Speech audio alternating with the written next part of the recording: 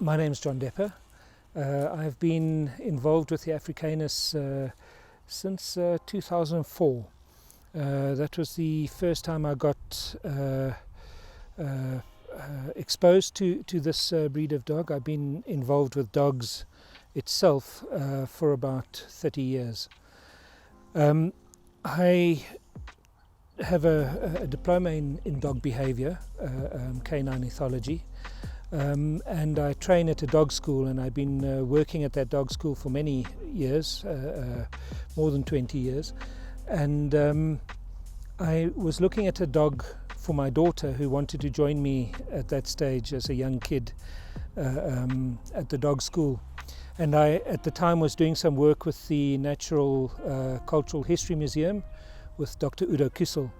And he was instrumental in establishing the Africanus Society, and he informed me about these dogs. And I thought to myself that would be a great dog for Frankie, my daughter, to start training. And that worked for a few months until the dog hit puberty, and it didn't work any longer. One thing I've noticed about these dogs is that they decide themselves who their boss is, and they clearly decided that she was their friend and not their leader, and she eventually ended up giving up on the dog school. But that was our introduction to this Landrace. Suti was the dog's name, Inja Suti, and she was the first Africanus we got. A beautiful dog that passed when she was about 14 years of age. Okay, so it's an interesting, I think, division that one needs to interpret, or distinction. That's a better word. It's the landrace is something quite different to a breed. One must understand that breeds started out of land races. The first dogs were all land races. A landrace is something that evolves naturally. It evolves in a context, and as a response, a genetic response to that context. All dogs emerged in that space. If you think of dogs as a genetic ocean, and before they became specific breeds, there was this ebb and flow of genes in this ocean. And then, people would find that certain shapes of mind and certain shapes of body would become more useful in certain contexts. And so they started breeding, isolating these aesthetics and these qualities, and started breeding to fix those qualities in the animals. And so that is really where breeds start emerging. And the only way that you can fix a quality like that is to start line breeding, is where you breed a father to daughter or mother to son, and you start fixing certain traits and certain qualities. Now, all modern dogs are subject to that process. That is not the case with a landrace. A landrace is something that is in an open gene pool and has a natural response to its context. And as that context changes, the landrace changes in shape of mind and shape of body. So these dogs are classified as a landrace. They are not bred to a particular look. They're not bred to a particular shape. They are bred to fit into a context that has been around since canines, since dogs first came to this part of the world. The earliest evidence that we have of the Africanus in our part of the world is from an excavation in Ellis-Ras, where a burial site was unearthed, and a pet dog was found in the burial site, and that was about 570 AD. So they've been in this part of the world, as far as we know, since that period. Around about 650 AD, they are picked up and identified in the KwaZulu-Natal area and going south along the Eastern Cape.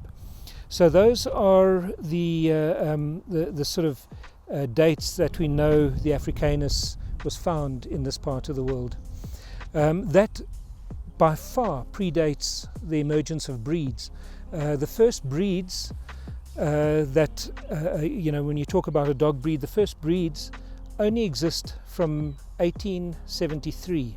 It was the date of the first establishment of the first breed society and the recognition of the first breeds of dogs.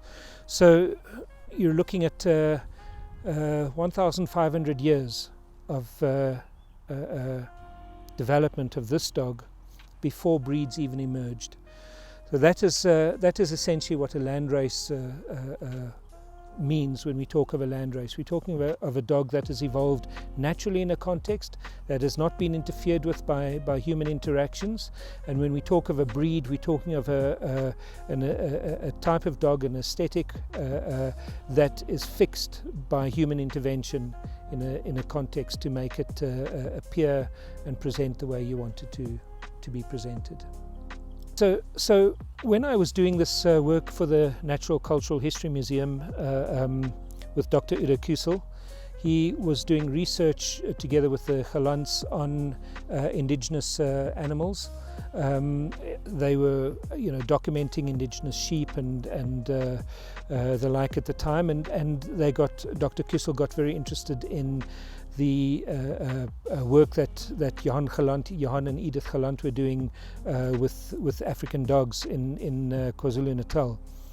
And in 1998 they established an Africanus Society where they identified this dog as an independent animal, independent of modern races, and quite distinctly African. And they, in the meantime, have been involved in setting up a database a genetic database of DNA samples from these dogs. The database is extensive.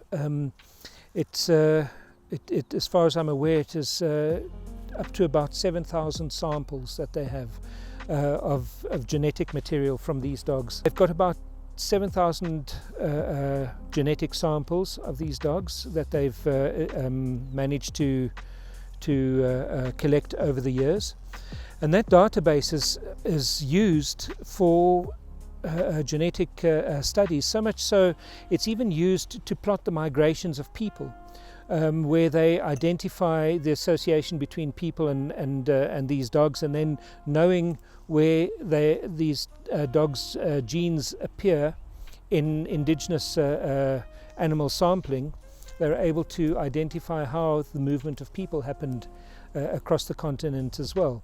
I know the database was accessed by a study that was looking at how dogs in Madagascar and how people settled Madagascar.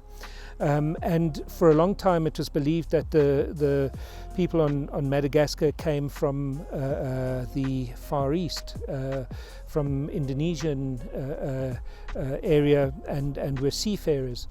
But in studying the dogs, they were able to dispel that completely and emerged at the very viable position that the people of Madagascar are African. Certainly their dogs are African. So that database can be used extensively for a lot more work than just looking and researching these dogs. It's an extremely extensive but a very valuable study that is undertaken by the Africanus Society.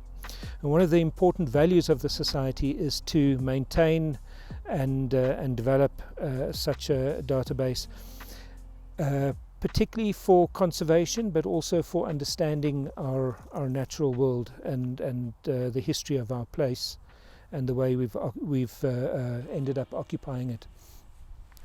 But I think it's also important to note that the Africanus is essentially a conservation society. So it is established to conserve this genetic material that we have. And that is one of the reasons why it's extremely important to make the distinction between indigenous African dogs, AfriCanis, and modern dogs that are just of mixed descent, because you cannot conserve the genetic material when you are in that kind of phlegmatic environment. And that's not to cast aspersion on dogs, on mixed breed dogs. They're fantastic dogs. I mean, the best dog you can get is the one that serves your values and serves your needs, that is at your feet and enjoying your company and giving you what you're expecting of it. That is the best dog. It doesn't matter what dog it is, but for the Africanus Society, it's important to make that distinction and to work with preserving the genetic material of the indigenous dog.